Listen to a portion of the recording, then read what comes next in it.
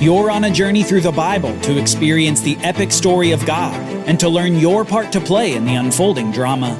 Prepare for your role as you learn your history, your enemy, and your king. Welcome to the Bible Brief.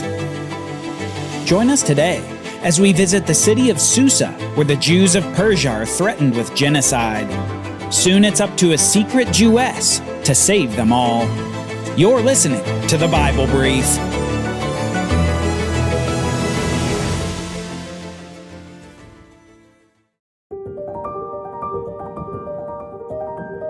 The remnant of exiles has come back to the land of Canaan. The first wave, led by Zerubbabel, rebuilt the temple. The second wave, led by Ezra, focused on rekindling obedience to the law. And the third wave, led by Nehemiah, rebuilt the wall and the gates of the city. With these tasks complete, the people laid a new foundation for life in the land, with worship at the temple, as they attempted to follow the law of God. Now, one thing we need to note about Nehemiah is that he traveled further than the other returners. Nehemiah didn't come from the city of Babylon. No, he came from a city called Susa, 200 miles further to the east, a major capital of the now ascendant Persian Empire. And in the decades prior to the time Nehemiah left Susa, a crisis engulfed Persia that meant the near extermination of all the Jews in the empire. During the Persian period of dominance over the known world, after their defeat of the Babylonians, the main royal city of the empire shifted from the city of Babylon further east to the city of Susa in modern-day Iran. In the Bible, the city of Susa is often called Susa the Citadel. This description as a citadel emphasizes the nature of the city. It was up on a mound or a tall hill that gave the city significant visibility to surrounding areas, and it was fortified in case of attack. Strategically, the city was a stronghold and a place where a king could be protected from an aggressive enemy army. Well, before the second wave of exiles returned to the land of Canaan, significant drama is unfolding in the citadel of Susa. Drama that turns from something like a Miss America pageant into an effort at genocide. This is the setup.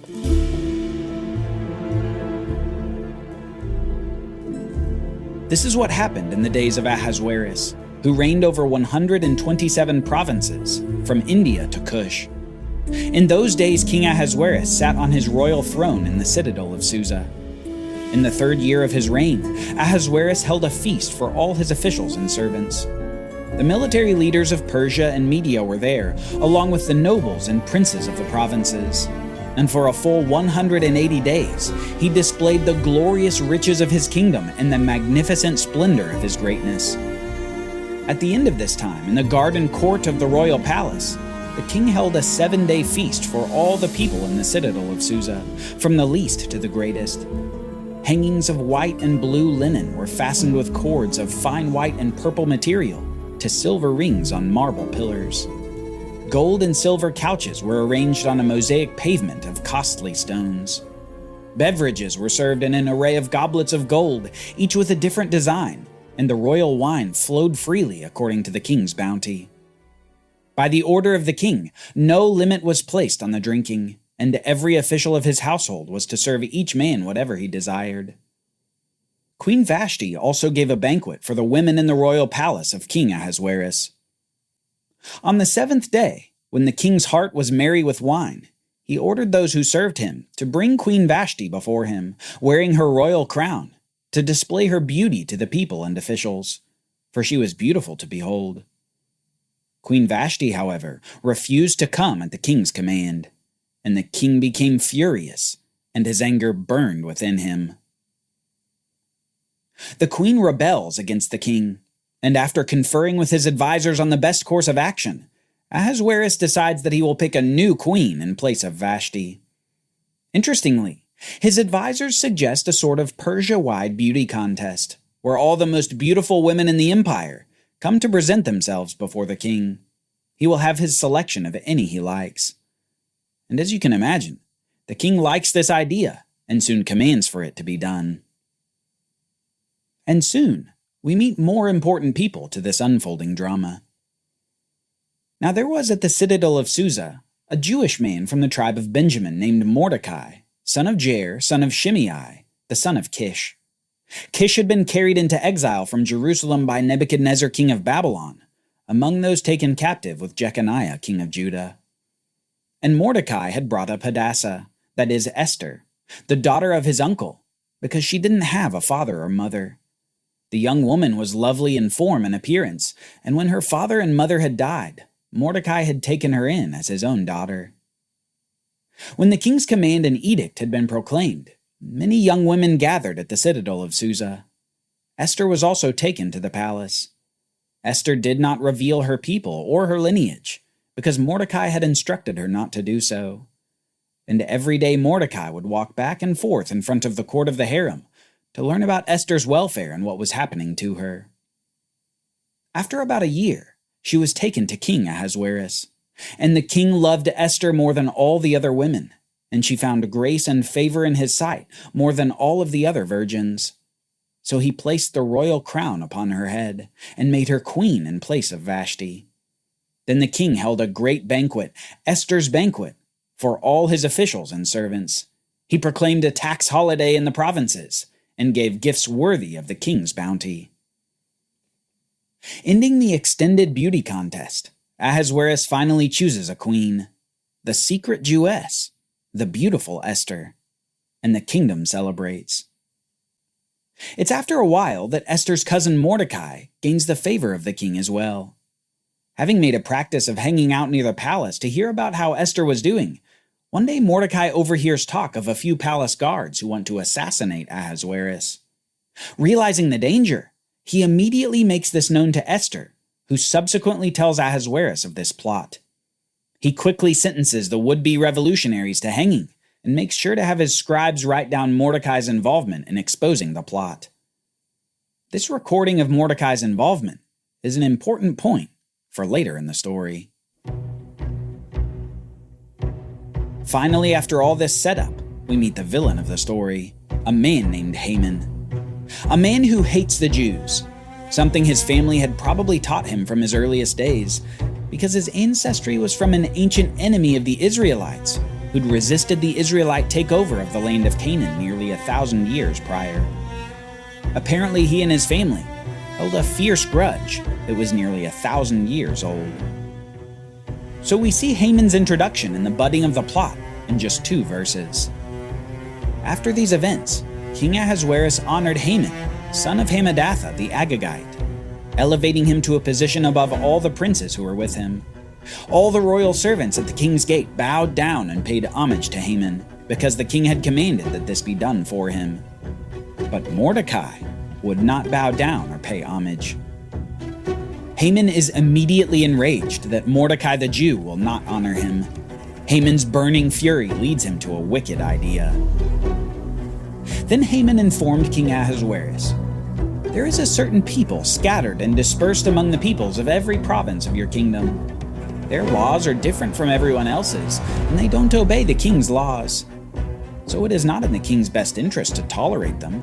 If it pleases the king, let a decree be issued to destroy them, and I will deposit 10,000 talents of silver into the royal treasury to pay those who carry it out." So the king removed the signet ring from his finger and gave it to Haman, son of Hammedatha the Agagite, the enemy of the Jews. "Keep your money," said the king to Haman. "These people are given to you to do with them as you please." Haman plans a genocide of the Jews, and Ahasuerus the king goes right along with it, issuing a decree that can't be revoked.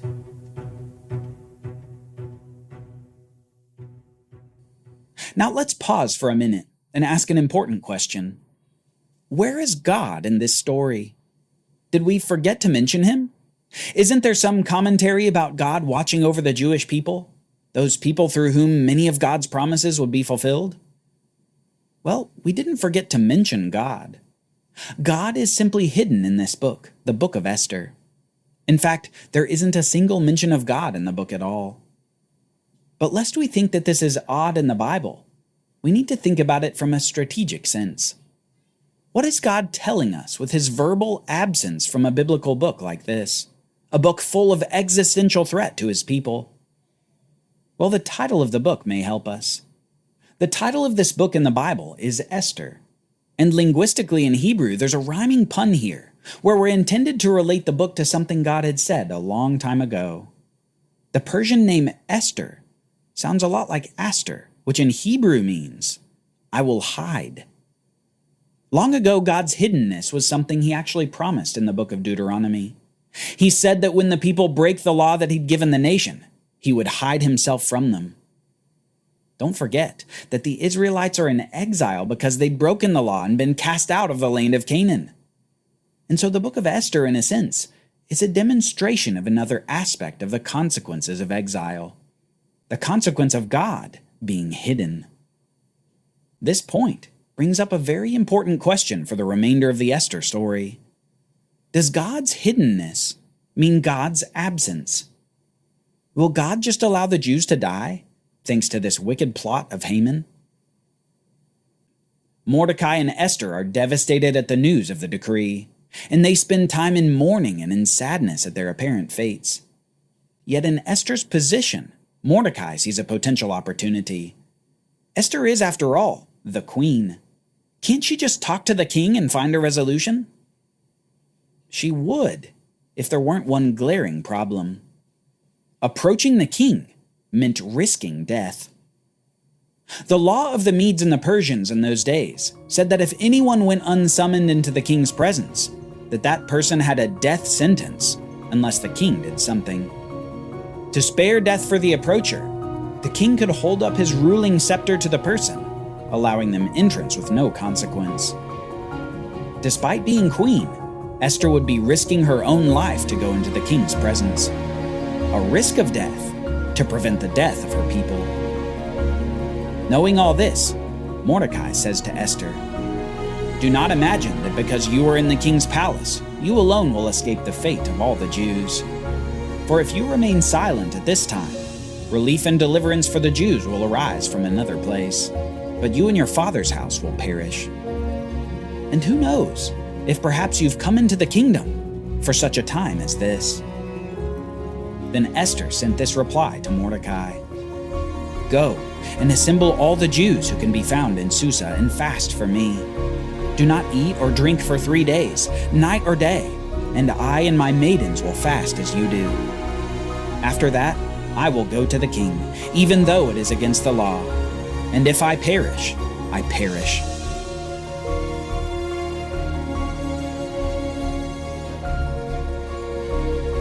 God is hidden. The lives of all the Jews in Persia are on the line. The queen is risking death. And for 3 days, all the Jews in Susa will fast. Will the hidden God hear their prayers?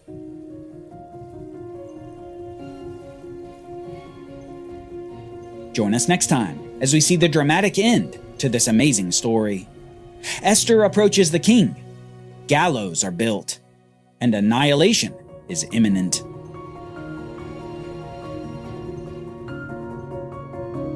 For Bible readings, reflection questions, and quizzes, don't miss the Bible Brief app.